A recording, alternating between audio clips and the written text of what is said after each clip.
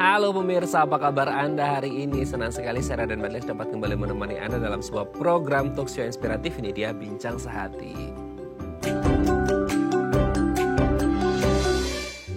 Ya pemirsa, kalau kita berbicara tentang kesehatan tubuh kita, banyak sekali ya organ dalam tubuh kita yang harus dijaga kesehatannya. Salah satunya adalah paru atau paru-paru. Karena kita bisa bernapas, karena kita bisa hidup gara-gara masih ada paru-paru yang bisa narik dan mengeluarkan napas seperti itu ya. Nah, yang jadi concern kita belakangan ini terutama kalau Anda tinggal di Jakarta dan sekitarnya lah ya. Yang isu yang lagi berkembang sekarang adalah bukan isu lagi sebenarnya, fakta yang kita temukan di lapangan bahwasanya aduh gitu ya. Kayak ngelihatnya mendung gitu ya, tapi ternyata katanya bukan mendung, ternyata itu bukan mendung, bukan kabut, ternyata itu adalah asap gitu ya.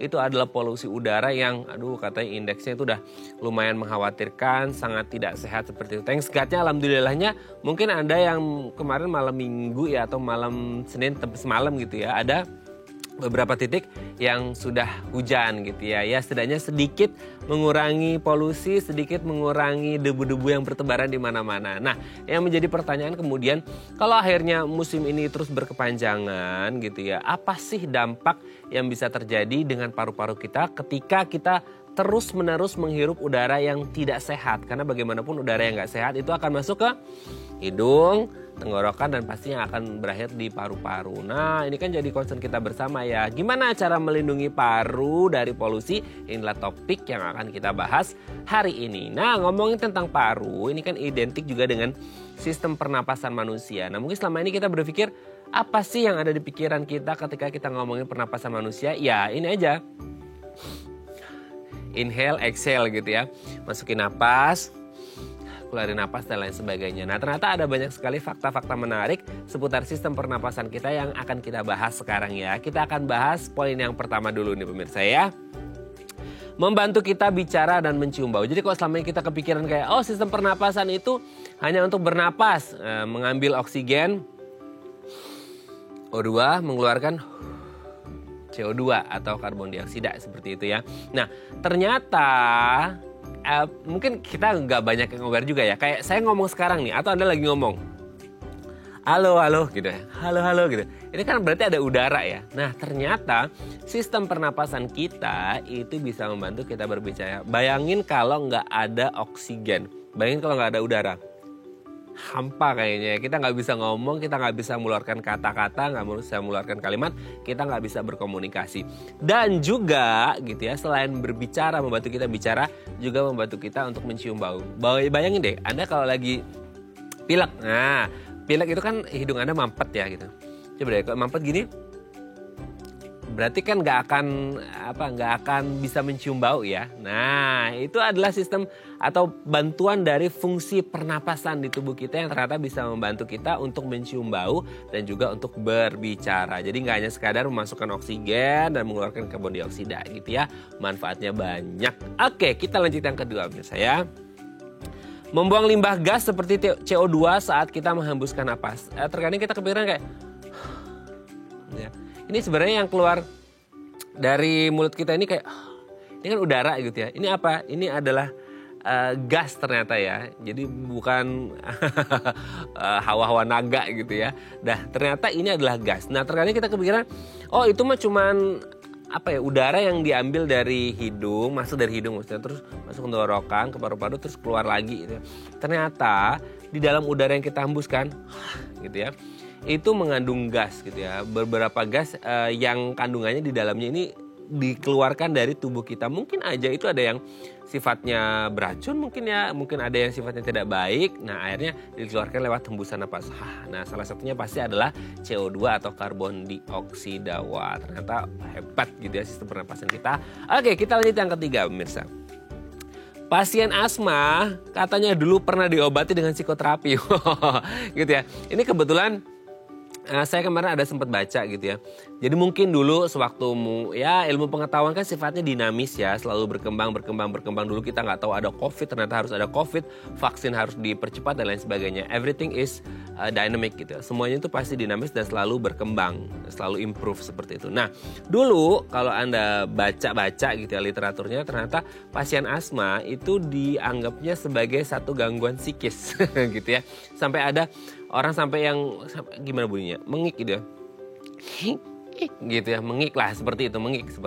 Nah, itu dianggap sebagai satu gangguan psikis atau satu gangguan mental health issues lah dulu dianggapnya seperti itu. Sehingga dianggapnya adalah ini adalah berhubungan dengan stress management seseorang, tingkat depresi dan lain sebagainya. Sehingga salah satu tindakan yang dilakukan adalah dengan terapi dengan psikoterapis alias psikoterapi. Nah, ternyata seiring berkembangnya zaman, seiring berkembangnya ilmu pengetahuan secara medis juga gitu ya, ternyata asma ini bisa diobati secara medis, bukan psikoterapi seperti itu ya. Ini menjadi hal yang unik ya, bagaimanapun ilmu akan terus berkembang seperti itu. Oke, kita lanjut yang keempat pemirsa ya.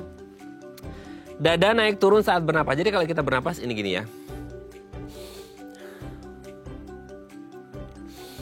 Ini pasti kan naik turun ya dada. Nah, sering kita berpikir kayak, dada naik turun ya iyalah karena kita kan ngambil napas, keluarin napas gitu ya.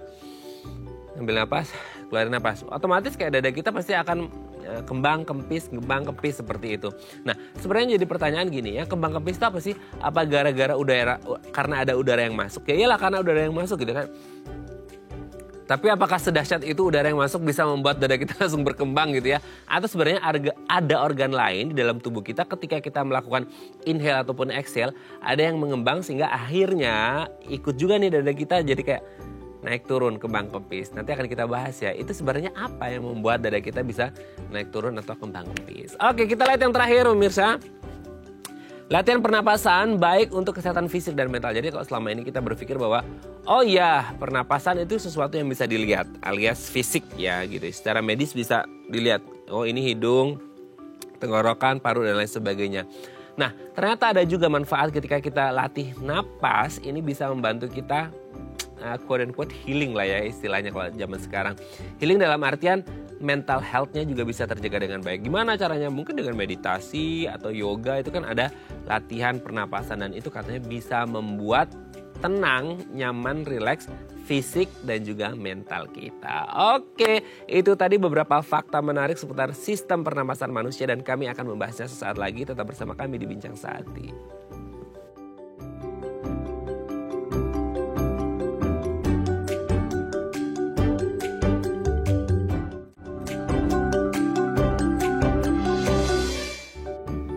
Baik, Anda masih bersama kami di Bincang Sehati. Tadi di segmen sebelumnya kita sudah membahas ya seputar fakta-fakta tentang pernapasan manusia. Jadi kalau selama ini kita pikir hanya masuk dan keluar napas gitu ya, ternyata lebih dari itu. Nah, untuk membahasnya telah hadir bersama kami di studio Bincang Sehati ada Dr. Rita Hairani SPP, dokter spesialis paru dari Rumah Sakit Royal Taruma. Selamat pagi, Assalamualaikum Dr. Rani, apa kabar dok? Selamat pagi, Waalaikumsalam, Alhamdulillah baik. Alhamdulillah baik ya dok. Akhirnya bisa kembali ke studio ya dok. Ya, setelah berapa purnama kita nggak ketemu langsung di studio. Dok, hari ini sebelum kita bahas tentang fakta atau isu yang lagi berkembang di Jakarta yang sebenarnya ini jadi makanan sehari-hari warga Jakarta gitu ya, tentang polusi, kita bahas terlebih dahulu tentang sistem pernapasan manusia gitu ya.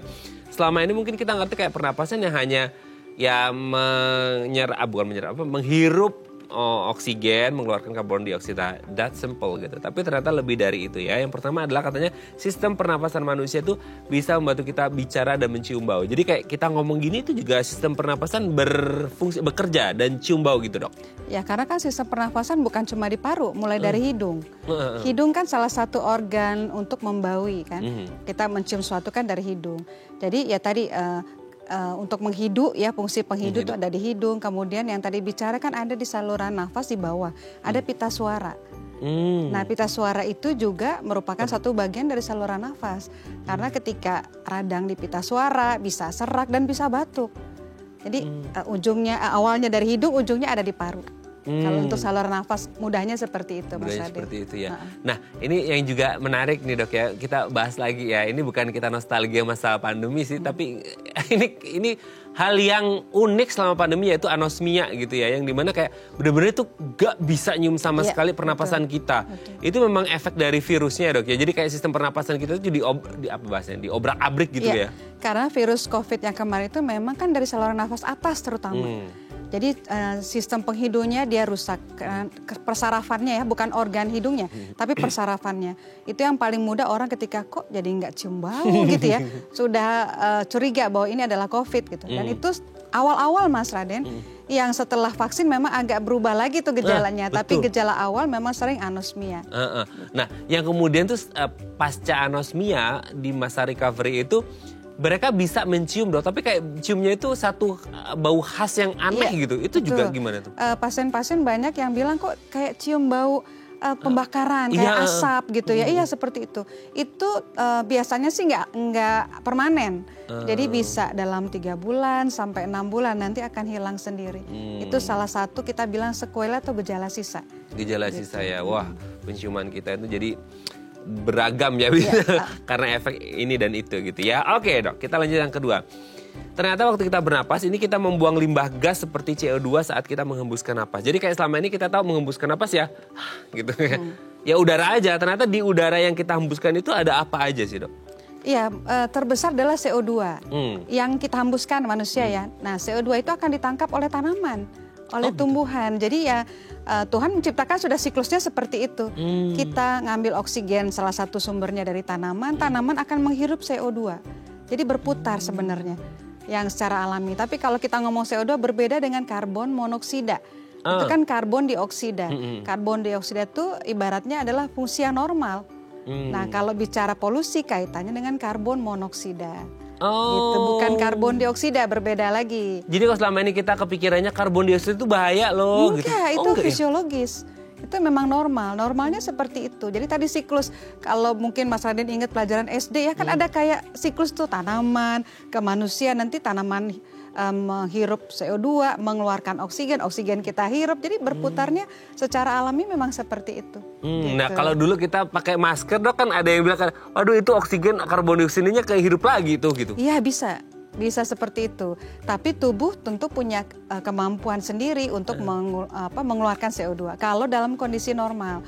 Nah pada banyak pasien paru yang tidak normal itu berbahaya CO2-nya. Gitu. Oke. Nah ini pelajaran sangat penting nih ya Dok ya. Thank you Dok ya. Oke, kita lanjut yang ketiga. Nah ini dong, nggak ngerti nih, tolong dikonfirmasi juga. Saya pernah baca pasien asma itu dulu pernah ya diobati dengan psikoterapi karena kayak mengik itu kayak gara-gara stres, gara-gara ya apa ya depresi dan lain sebagainya. Betul nggak sih Dok? Itu salah satu faktor pencetus asma. Oh. Iya, kebetulan saya dosen juga nih Mas Raden. Mahasiswa kalau lagi mau ujian itu banyak yang penderita asma yang kambuh karena stres. Mau ujian stres, belum siap belajar, apalagi tambah begadang. Dengan makan makanan juga yang tidak teratur atau tidak baik gitu. Jadi salah satu penyebab dari asmanya kambuh atau asmanya serangan adalah stres. Makanya mungkin tadi psikoterapi diharapkan supaya pasien asmanya nggak stres. Jadi lebih tenang, mencegah kambuhnya asma. Gitu. Oh iya. Oke ya. Jadi udah paham banget lah ya. Ini sebagai ibu dosen juga, sebagai ibu dokter juga gitu ya. Ketika menghadapi mahasiswanya tiba-tiba mau sidang kok. Ya betul. Kamu stres gitu ya. Oke. Kita lanjut yang keempat. Nah ini Dok, dada naik turun, kembang kempis lah bahasnya. Jadi kayak selama ini kita kepikiran, oh dada naik turun karena kita kan ngirap udara ya pasti otomatis akan mengembang. Tapi sebenarnya yang membuat dada kita naik turun ini apa sih Dok? Ya ketika kita menghirup itu paru kita akan mengembang. Membuat dadanya seperti naik gitu kan, karena paru mengembang. Nanti ketika kita buang nafas lagi paru mengempes. Jadi dada naik turun tuh salah satu juga bahwa dia masih hidup. Contoh gini misalnya, ada orang jatuh gubrak gitu ya, jatuh terus kita lihat kok dadanya diem nih, aduh pernafasan jangan-jangan ada masalah, ada bahaya gitu. Itu salah satu begitu juga. Kalau kita lihat harusnya sih seluruh yang sudah dewasa atau yang CPR atau RJP gitu kan, salah satu melihat apakah dadanya masih naik atau masih kembang kempes, itu menandakan bahwa dia masih bernafas. Yang mudahnya begitu ya Mas Raden ya, untuk orang awam bisa menilai. Karena kalau menilai jantung orang awam agak sulit. Iya. Tapi menilai nafas dia bisa melihat. Gitu kira-kira. Makanya ketika kita lagi kasih nafas buatan tuh sambil ditekan-tekan dadanya. Sambil ditekan, sambil begitu kita, kalau nafas buatan kan kita membuang nafas atau meniup, nanti dadanya mengembang. Berarti udara masuk, paru mengembang. Gitu kira-kira gampangnya. Tapi itu berarti, dok, ini aku hubungin dengan ini pertanyaannya agak konyol, tapi nggak apa-apa ya dok ya. Berarti kalau orang ngasih nafas buatan, dia nyalurin karbon dioksida dong ke orangnya. Iya, gitu. tapi parunya akan mengembang. Si penolong itu harus tarik nafas dalam dan menghembuskan. Kan memberikan, kan nggak murni CO2, ada oksigennya juga, walaupun sedikit ya. Dan bukan cuma CO2, memang ada beberapa gas. Tapi akan membuat paru mengembang. Artinya kita memberikan nafas gitu. Ngasih rangsangan ke parunya gitu ya. ya. Kalau misalnya, tapi gini logika ya, nggak cuma nafasnya doang terganggu. Biasanya ketika nafas terganggu, kalau masih hidup jantungnya juga pasti masih berdetak. Tapi kalau jantungnya udah nggak berdetak, kita kasih nafas juga ya nggak akan ngembang parunya gitu. Sami mawon ya dok ya. Oke, jadi ada faktor gitu. yang lain juga, nggak hanya parunya tapi juga jantungnya gitu ya. Oke, wah hari ini belajar banyak nih ya dok ya. Oke, yang terakhir, latihan pernapasan baik untuk kesehatan fisik dan mental, betul nggak sih dok? Iya, karena tadi ketika kita nggak usah asma deh, kita yang normal aja ketika stres nafas akan cepat. Iya betul. Nafas cepat, denyut nadinya cepat gitu ya. Itu ketika mungkin dengan relaksasi, dengan olahraga, dengan pernafasan, nafas kita akan lebih lancar atau lebih lambat. Dan ketika nafas lebih lambat, pikiran juga jauh lebih tenang. Kalau kita stres kan pikiran udah macam-macam, segalanya tubuh akan merespon kan. Ketika kita dalam kondisi yang normal, dalam kondisi yang rileks, tentu dalam fisik dan psikis juga akan lebih aman gitu. Oke dok, ini mungkin relate bagi mereka yang mau interview ya, interview kerja atau apapun gitu ya. Itu banyak kayak kalau kita lagi atau presentasi deh ke klien gitu, kita dudukan banget tuh dok. Sering kita kalau kita browsing gimana sih cara menenangkan diri sebelum presentasi atau interview, tarik napas dalam-dalam kayak. Iya, tarik nafas pelan-pelan, buang ditahan, nafas, terus betul. buang. Itu kayak pas kenapa harus mengatur ditahan sih dok? nafas kan? Biar apa? Biar paru-parunya. Supaya nafas lebih lambat. Oh, kalau nafas lebih lambat lebih tenang? Lebih tenang, karena ketika nafas lebih cepat, nadi juga akan cepat. Nadi cepat, jadi cemas kan nanti berkeringat lah yang mungkin jadi tambah mules. Karena salah satu tanda juga peristaltik usus akan meningkat. Oh, ngerangsang juga ya? Ngerangsang juga. Jadi orang sama peristaltik usus dan kandung kemih kan kalau udah kayak mau bolak-balik ke kamar mandi gitu. Jadi banyak sekali faktor yang akan mempengaruhi. Nah, dengan mengatur nafas semuanya juga akan lebih lambat. Jadi itu yang diharapkan seperti itu. Nah, terjawab ya pemirsa ya, kalau mau lagi interview atau presentasi kenapa Anda suka pingin pipis, suka pingin pup dan lain sebagainya. Ternyata di situ ya masalahnya ya. Jadi latihan pernapasan juga penting gitu ya dok ya. Oke, thank you ya dok, ini sudah terjawab. Nanti kita lanjut lagi ngomongin tentang polusi di segmen selanjutnya ya. Oke pemirsa, kalau Anda punya pertanyaan seputar tema kita hari ini boleh ya tanya-tanya di 021 290 32644 atau DM Instagram kami di @daifamily. Kami akan kembali saat lagi.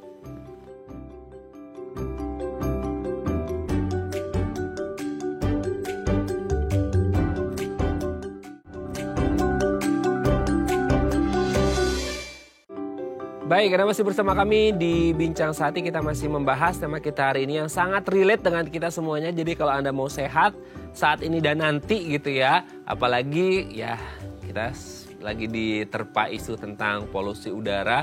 Terutama kita yang tinggal di Jakarta dan sekitarnya. Anda harus simak episode ini sampai habis ya. Bagaimana cara kita bisa melindungi paru dari polusi. Kalau Anda punya pertanyaan boleh tanya-tanya di 021 290 32644 atau DM Instagram kami di @daifamily. Kita masih bersama dengan Dr. Rita Hairani SPP, dokter spesialis paru dari Rumah Sakit Royal Taruma. Oke dok, kita lanjut lagi. Sebenarnya kalau kita ngomong paru atau paru-paru ini sendiri kinerja di dalam tubuh ini seperti apa? Kan kita taunya cuma paru-paru ya buat bernapas, udah untuk nyaring udara, that's it gitu. Gimana dok? Lebih apa detailnya lagi gitu? Iya, simpelnya seperti itu. Tapi ketika kita menghirup udara, oksigen kan oksigennya nggak berhenti di paru. Oksigen itu akan dialirkan ke pembuluh darah. Jadi ketika gangguan di paru bukan cuma paru. Gampang gini, orang merokok disangka cuma masalah paru. Enggak. Orang merokok itu ketika zat rokoknya masuk kan menghalangi oksigen masuk. Jadi oksigen yang masuk kan akan digantikan oleh yang dari rokoknya itu ya. Segala macam gas yang berbahaya. Nah makanya ketika perokok bisa gangguan pembuluh darah jantung. Jadi tersumbat. Bisa stroke. Pembuluh darah otak juga bisa tersumbat. Bisa kelainan ginjal dan lain-lain. Jadi paru memang tempat bertukar oksigen dengan CO2. Tapi oksigennya itu perjalanannya belum dibicarakan nih, bukan masalah di parunya, masalah di seluruh pembuluh darah, dan seluruh organ pasti dialiri oleh pembuluh darah. Gitu. Jadi ketika kita bicara polusi juga bukan cuma di paru nih, mungkin batuk-batuk, tapi nanti efek jangka panjangnya kan kita belum tahu. Nah, gitu. Jadi ternyata ya kayak merokok gitu ya, bisa ganggu pembuluh darah, bisa ganggu jantung, bisa ganggu eksistensi ketebalan dompet dan lain sebagainya ya. Nah ini jadi catatan kita bersama ya, tolong di underline, bold, and italic ya, bahwa itu bisa mengganggu semuanya gitu. Tapi kalau kita berbicara tentang paru dengan fungsinya sangat luar biasa, vital lah, penting untuk tubuh manusia gitu ya. Ternyata kita nggak hanya darah aja yang mengalir ke seluruh tubuh, tapi juga ada oksigen, dan itu diambil dari paru karena ada kinerja paru gitu ya.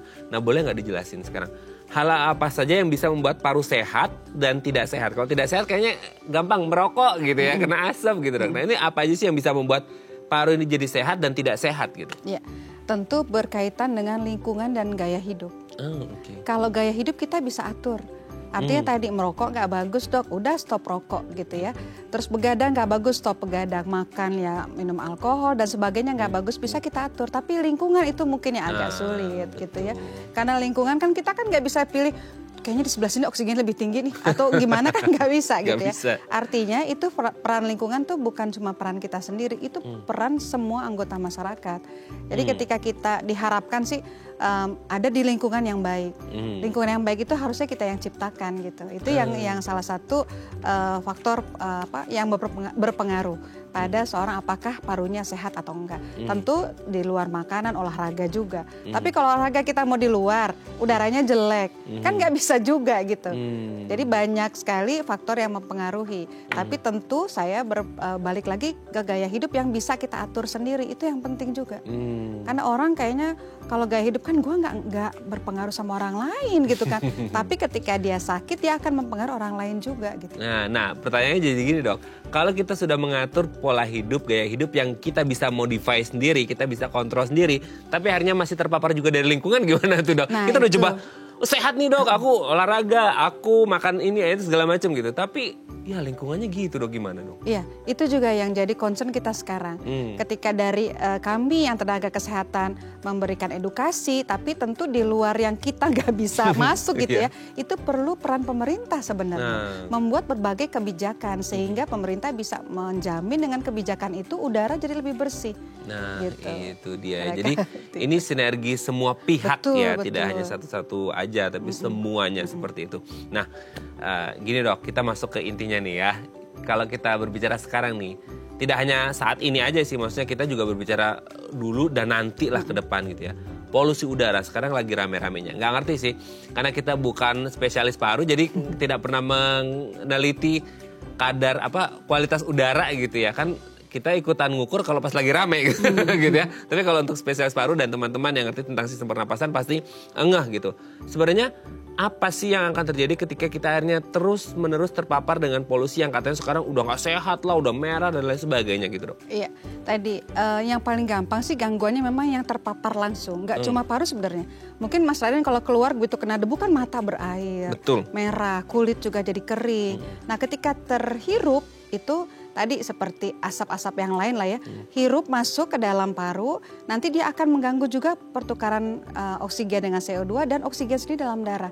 Contoh tadi misalnya, kalau kita gampang ekstrimnya, kan polutan di dalam udara itu yang bahaya tuh ada beberapa, yang paling utama. Mungkin pernah baca ada PM2,5, PM10 gitu ya, ada sulfur dioksida, nitrogen dioksida, dan karbon monoksida. Itu yang paling bahaya. Artinya ketika dia masuk ke dalam tubuh, dia akan berkompetisi dengan oksigen. Oksigennya nggak bisa masuk, masuknya lah yang gas-gas yang jelek. Itu yang akan terikat oleh hemoglobin. Nah hemoglobin nggak dapat oksigen, nggak bisa kerja, zat racun itu akan terbawa di seluruh pembuluh darah. Jadi bisa ke gangguan paru. Yang paling gampang nih, bersin-bersin mulai dari hidung. Bersin-bersin, hidung berair. Masuk lagi ke bawah, tenggorokan kering, mulai itu batuk kering, nyeri menelan. Masuk lagi ke bawah nih yang partikel lebih kecil lagi, batuk berdahak, sesak nafas, nyeri dada. dalam kondisi yang lama, si zat-zat racun itu akan mempengaruhi banyak fungsi organ tubuh. Ke jantung juga bisa. Kanker, bukan cuma kanker paru. Jadi kita bicara memang bukan cuma hari ini, bicaranya untuk masa depan juga. Betul. Gitu. Itu karena tadi paru tuh kalau bahasa kedokterannya port di entre, pintu gerbang. Pintu gerbangnya. Pintu gerbang. Masuk segala macam hal yang bisa membahayakan organ tubuh selain paru. Nah dok, ini yang menarik juga kayak kalau untuk kalangan dokter udah paham lah. Tapi kalau untuk kita yang awam kayak PM2,5, 10, sulfur dan lain sebagainya. Nggak kelihatan dok, kita itu mana oksigen, mana karbon dioksida, mana PM2,5 segala macam itu gimana cara ngebedainnya atau apa bahasanya? Bisa kerasa atau gimana? Atau mungkin sumbernya gitu? Memang tidak terasa karena ukurannya sangat-sangat kecil. Tapi pemerintah sudah memasang beberapa alat pendetektor. Mungkin Mas Raden kalau lagi di jalan lihat tuh ada papan yang ada tulisannya, zat-zatnya gitu, itu bisa dilihat. Itu mengukur. Secara mudahnya seperti itu. Maksudnya di area sekitar situ? Iya, misalnya kita kemana sih, saya ingatnya tuh di Gambir misalnya, itu kan ada papan, itu menangkap di sekitar itu. Jadi beberapa tempat gak cuma satu. Jakarta itu diukur oleh bukan beberapa barangkali banyak juga untuk pengukur kualitas udara pada saat itu. Kita sekarang dengan mudah mengakses sebenarnya. Ini air quality index-nya seperti apa sih, indeks polusi udaranya setinggi apa gitu. Yang idealnya, yang sehat nih kalau ambangnya maksimalnya 50. Itu udaranya bagus banget. 50 ke bawah lah, maksimal 50. Mungkin ada di pegunungan yang nggak ada polusi gitu ya. Kalau 50 sampai 100 itu masih lumayan. Artinya baik, bukan sehat, baik. Tidak menimbulkan gangguan. Ketika makin tinggi itu akan menimbulkan gangguan. Kita pakai patokannya di atas 300 yang berbahaya. Gitu. Nah, Jakarta saat ini ada di 150-an. Jadi antara 150 sampai 200. Itu berbahaya sebenarnya Pak, udah menimbulkan efek potensi bahaya bukan cuma orang yang sakit sebelumnya. Kalau 100 sampai 150 tuh orang yang asma, yang alergi, itu udah mulai lebih sensitif kan? Lebih sensitif tuh, dia udah mulai bersin-bersin, sesaknya jadi tambah sering. Nah di atas 150 sampai 200 orang normal juga sudah berasa, kok hidung gue gatel ya, aduh mata gue kayaknya pengen kucek-kucek karena udah langsung kena gitu. Udah langsung berefek, udah langsung menimbulkan gangguan.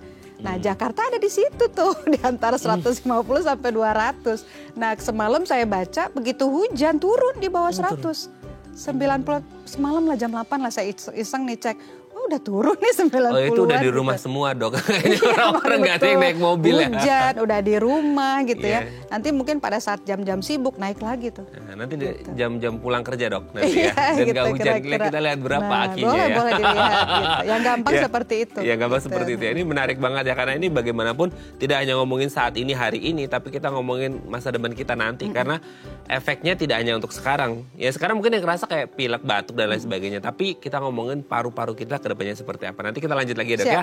Oke pemirsa, kalau Anda masih punya pertanyaan boleh tanya-tanya di 0212903244 atau DM Instagram kami di @theifamily. Kami akan kembali saat lagi.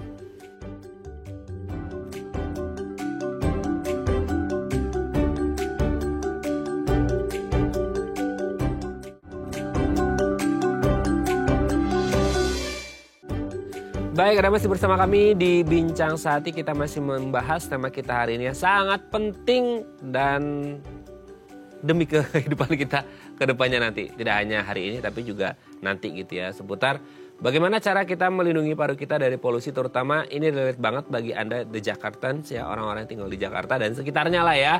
Warga Bodetabek juga yang beraktivitas di Jakarta dan warga Jakarta juga yang beraktivitas di Jakarta atau di Bodetabeknya justru malahan gitu ya. Oke, kalau Anda punya pertanyaan boleh tanya-tanya di 0212903244 atau DM Instagram kami di @theifamily. Kita masih bersama dengan Dr. Rita Hairani SPP, dokter spesialis paru dari Rumah Sakit Royal Taruma. Oke dok, sekarang kita ngomongin tadi kan bisa menyebabkan batuk dan lain sebagainya sampai yang akhirnya tuh paru-parunya bisa ya kotor lah gara-gara PM2,5, PM10, sulfur dan lain sebagainya yang kita nggak ngerti, kita nggak bisa ngebedain karena hidung kita menghirup apa yang ada di depannya gitu ya. Tapi gini dok, ketika orang kayak oh lagi rame-rame nih polusi, oh nanti bisa nyebabin batuk lah apa segala macam, itu berapa lama sih sehingga kayak tubuh kita bisa merespon bahwa oh akan terjadi batuk setelah kita menghirup? Kayak pagi ini aku berangkat kerja dok, menghirup terus nanti batuk atau gimana? bisa berapa lama atau setiap orang pasti akan berbeda gitu? Iya, setiap orang pasti berbeda. Karena tadi kalau ambangnya saya bilang 100 sampai 150, untuk orang sehat nggak ada keluhan. Tapi untuk orang yang sensitif, alergi, asma itu sudah mulai merasakan kok tadi kok jadi bersin-bersin, paling gampang bersin karena kan mulai masuk dari hidung. Paling gampang bersin, kemudian nyeri tenggorokan, mulai batuk-batuk, sesak nafas gitu. Nanti orang normal ada di range antara 150 sampai 200. Yang orang asma mah udah kayak apa gitu ya. Orang normal baru merasakan kok kayaknya jadi mata gue sering berair nih, jadi sering merah kok. Gue sering bersin-bersin udah mulai batuk. Yang paling banyak memang sekarang datang dengan batuk. Gitu. Dengan batuk, dengan tidak ada riwayat asma sebelumnya, dan waktu kita lakukan pemeriksaan itu semuanya bagus. Jadi memang hanya di saluran nafas. Kan ada penyakit paru-paru yang kena ke daging paru ibaratnya gitu ya. Ini ke saluran nafas aja parunya baik. Makanya ketika saluran nafas tanpa ada riwayat asma sebelumnya, ini penyakit infeksi karena saluran nafas atas yang salah satu faktor pencetusnya adalah karena polusi. Gitu. Oke. Nah gini, kalau untuk yang air quality index-nya tadi kan 100 sampai 150, untuk yang kena asma udah jumpalitan gitu ya. Nah untuk yang mungkin nggak berefek. Tapi kan kalau akhirnya terpapar terus-menerus gimana dok? Iya, ada efeknya nggak? Ada, makanya jadi orang kayak kok gue batuk gak sembuh-sembuh ya. Udah lama nih batuk, udah seminggu gak hilang-hilang. Karena memang faktor pencetusnya kan belum hilang. Artinya ketika ada juga sindrom yang Senin udah mulai batuk nih, Sabtu Minggunya adem. Karena banyak di rumah, nanti Senin mulai batuk lagi. Itu juga seperti itu gitu. Jadi memang berapa lama menimbulkan keluhan tuh berbeda-beda. Ada yang sensitif, ada yang orang lain udah batuk, gue nggak apa-apa sih, nggak ada masalah. Lama-lama akan ikut juga. Jadi kalau tadi range-nya memang sudah di range 150 sampai 200. Gitu. Tapi besarnya gangguan berbeda-beda antara orang satu dengan orang yang lainnya gitu. Oke. Ini kan jadi concern kita bersama kayak nggak apa-apa dok, ini masih 100 sampai 150. Tapi kita nggak ngerti air quality index-nya kan bisa jadi up and down terus ya gitu. Barusan kameramen kita juga Diksa namanya kasih report ke kita 170 nih katanya sekitar sini. Dia akan berubah terus. Jadi bukan yang stable satu hari itu enggak. Nanti mungkin tadi, ini lagi Jakarta lagi rame nih orang-orang lagi keluar. Iya, Senin lagi. Senin lagi itu tinggi. Nanti mungkin pada saat sore hari, malam hari, sore hari mungkin masih sama dengan hari ini ya, dengan pagi ini. Malam hari sudah mulai turun lagi gitu. Jadi dia berfluktuatif lah, bergerak terus. Bergerak terus ya. Dan bisa jadi kayak satu titik di sini akan berbeda dengan titik-titik lain. Betul. Karena di Jakarta kita nggak bisa, biasanya di AKI itu ada Jakarta apa, Jakarta Pusat, Jakarta Utara, atau di sekitar area apa gitu. Ada keterangannya, bukan cuma Jakarta. Akan lebih tinggi kalau mungkin di sekitar industri nggak sih? Bisa jadi betul. Jadi. Saya pernah baca tuh Jakarta Utara lebih tinggi dibanding Jakarta Selatan gitu. Jadi gitu tergantung daerahnya. Oke, tergantung daerahnya ya, juga ada apanya di situ gitu ya. Oke. Nah, selain kita ngomong mungkin industri dan knalpot karena kendaraan dan lain sebagainya, karena ya kayak di Jakarta ini ya satu orang satu kendaraan sih, gimana ya gitu ya. Nah, ini juga yang tadi sempat dibahas juga mengenai asap rokok ya. Ya kalau asap rokok buat yang ngerokok sendiri sih nggak apa-apa ya. Bukan nggak apa-apa juga, doain. Tapi semoga paham bahwasanya tidak hanya orang yang merokok yang dapat menghisap, tapi orang-orang di sekitarnya. Let's say kayak di rumah. Yang kita pikir tempat ternyaman dan teraman dari polusi, ternyata sorry itu saya mungkin ada yang suaminya ngerokok, sementara punya anak bayi, ada istri dan lain sebagainya, anggota keluarga yang lansia dan lain sebagainya. Nah, perokok pasif itu kan yang sering jadi concern kita bersama, bahwa mereka katanya rentan, jauh lebih rentan daripada perokok aktifnya. Sefakta itu kah? Iya, karena perokok pasif itu akan menghirup buangan asap rokoknya, dan kalau rokok yang konvensional kan ada ujungnya yang terbakar. Iya. Nah itu juga salah satu sumber dari zat yang berbahaya tadi. Kalau orang si perokok begitu ngembus rokok dia buang, nggak hirup lagi. Kalau orang di sekitarnya yang menghirup. Gitu. Jadi memang perokok pasif mempunyai resiko sebenarnya yang jauh lebih tinggi. Tapi tadi banyak sekali faktor yang mempengaruhi. Ada orang yang tadi sensitif dengan asap rokok, dia sudah mulai ada gangguan yang mungkin nggak berasa. Tapi si asap rokoknya tetap masuk ke dalam pembuluh nafas gitu. Seperti itu. Oke. Ada lagi yang tadi perokok pasif ya, ada lagi third hand smoker. Apa itu dok? Jadi tadi kalau di rumah si bapaknya merokok, nempel di sofa, nempel di tirai, itu yang orang ketiga jadi third hand. Jadi dia nggak ketemu asapnya, tapi ketemu baunya gitu. Kok dia bawa rokok ya gitu. Itu kan dia masih menghirup gitu. Sering kalau kita nyium kayak Ini buat apa sih kayak? Ada banding rokok ya di sini ya. Oh gitu. Ya itu third hand. Itu juga sama. Ya tidak sama besarnya itu masih dengan berbahaya second juga hand. nggak sih dok? Masih kalau hanya gangguan. baunya aja gitu. Ya kan kalau dalam waktu lama. Artinya kalau sekali-sekali mungkin kan itu kan ibaratnya akan terakumulasi, akan bertumpuk. Sama juga ketika kita bicara kalau saya merokok 1 batang dengan merokok 1 bungkus beda nggak? Ya tentu berbeda gitu. Karena akumulasi asap rokok di dalam parunya kan akan berbeda. Gitu seperti itu. Betul. Dan soalnya gimana ya dok ya, sekarang karena ya orang masih kayak setahun 2 tahun belum gitu ngerasain ya kayak nggak apa-apa kok, istri anakku juga nggak apa-apa di rumah kayaknya nggak ada yang batuk-batuk. Itu bisa let's say quote unquote investasi buruk ke masa depan gitu nggak sih dok? Kayak mungkin aja bisa efeknya 5 tahun lagi, 6 tahun lagi. 20 sampai 30 tahun lagi. Tuh. Dan itu nggak ada turn back ya, nggak ada yang ke belakang lagi betul. gitu. Ketika sudah ada di tahap itu ya parunya sudah rusak.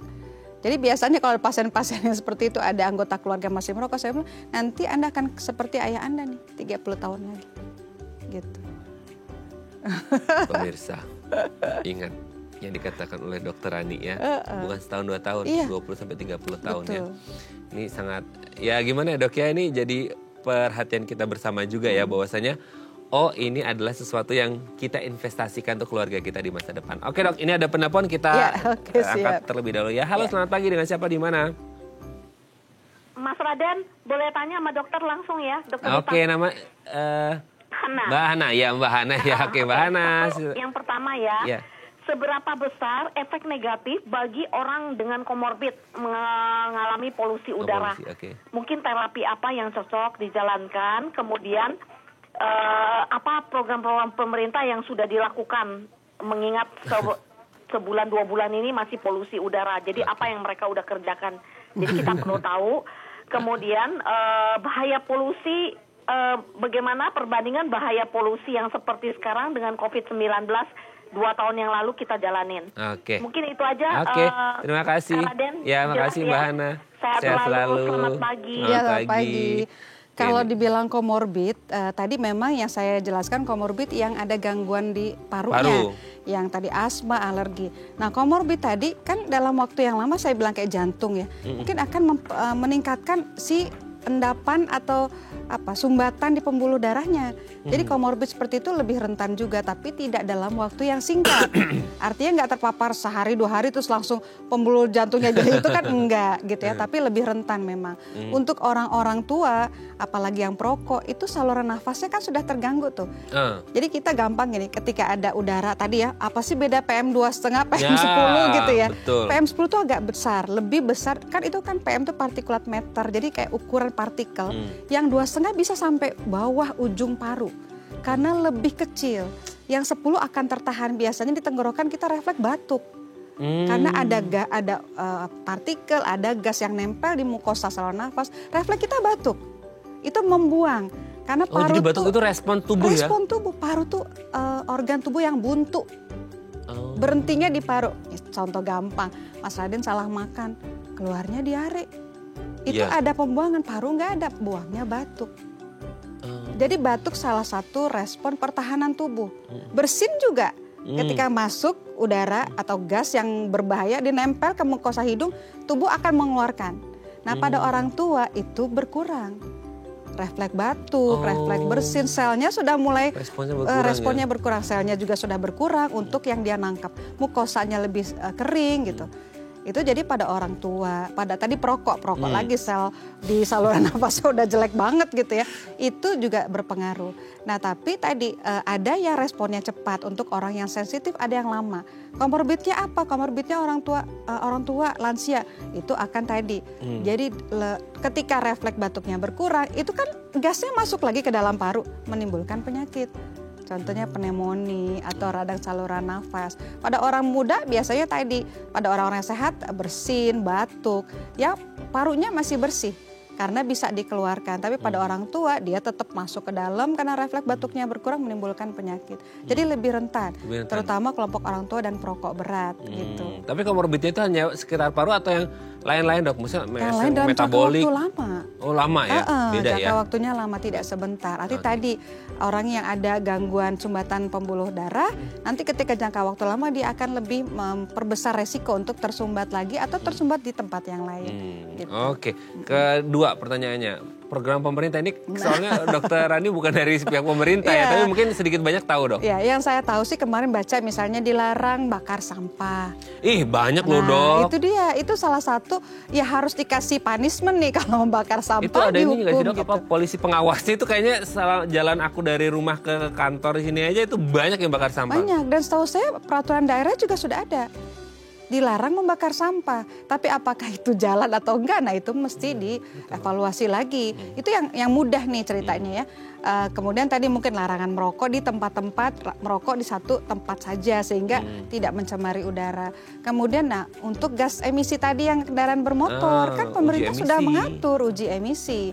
Kalau enggak diuji hukumannya apa kan harusnya ketika berjalan dengan baik. Itu kan kita bisa, nah tadi Mas Raden bilang kalau di luar negeri nih misalnya kok nggak ada asap hitam ya dok dari kendaraan ya, mereka menjalankan fungsinya dengan baik. Nah salah satu juga upaya pemerintah untuk transportasi massal itu supaya orang nggak lagi bawa kendaraan lagi gitu. Satu mobil satu orang. Iya, itu salah satu mungkin yang sudah dilakukan dan beberapa regulasi lagi tentu akan dibutuhkan dalam kita mengatur supaya udaranya ini bisa lebih diatur lagi nih, nggak tinggi lagi polusinya gitu. Oke dok, pertanyaan yang terakhir lebih bahaya mana polusi sama COVID? Nanti kita bahas di segmen terakhir ya dok ya, setelah break ya, ini kita harus break terlebih dahulu. Oke pemirsa, kalau Anda masih punya pertanyaan boleh di 021 290 3244 atau DM Instagram kami di @daifamily. Kami akan kembali saat lagi.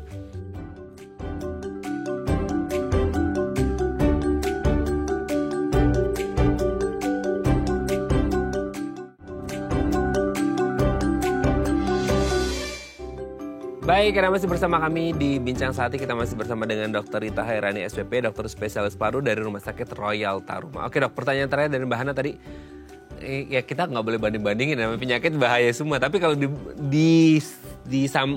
dijajarkan dengan COVID itu gimana dok, dengan polusi ini sendiri? Gitu? COVID jauh lebih bahaya.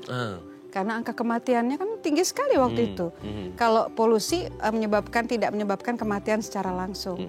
Artinya nggak, kalau COVID dalam hitungan waktu awal-awal ya, hitungan hari aja, itu sudah bisa menimbulkan angka kematian yang sangat banyak. Jadi nggak bisa compare. Nggak bisa compare ya. Karena ini bukan apple to apple ya. Bukan apple to apple. Ya, semoga bisa menjawab pertanyaan Mbak Hana. Meskipun tidak seberbahaya COVID, tapi bukan berarti juga kita loss aja di luar ya dok ya. Kalau bisa tetap pakai masker untuk menghindari. Ya kalau memang kita banyak aktivitas outdoor kali ya dok ya. Oke dok. Nah kalau sekarang gini, kita supaya ngecek bisa nggak sih kayak, dok ini kayak kita ada polusi nih gitu. Kayaknya nggak hanya sekarang aja, maksudnya selama ini kita naik kendaraan, kita kerjanya mobile di Jakarta dan sekitarnya gitu ya. Aku nggak tahu sih dok, ini paruku sehat atau enggak gitu ya. Nah itu bisa nggak sih dok kita ngecek kondisi paru kita gitu? Iya. Kalau ngecek kondisi paru sebenarnya selama tidak ada gangguan, artinya nggak batuk, nggak sesak, nggak nyeri, itu berarti gampangnya ya. Nah untuk kapan sih kita boleh atau seharusnya melakukan medical check up? Memang pada usia muda tidak disarankan rutin. Kalau sudah usia menengah level 40 tahun ke atas itu disarankan setiap tahun. Apalagi yang tadi faktor resikonya besar tuh dengan komorbid. Kalau yang muda memang tidak disarankan untuk yang rutin.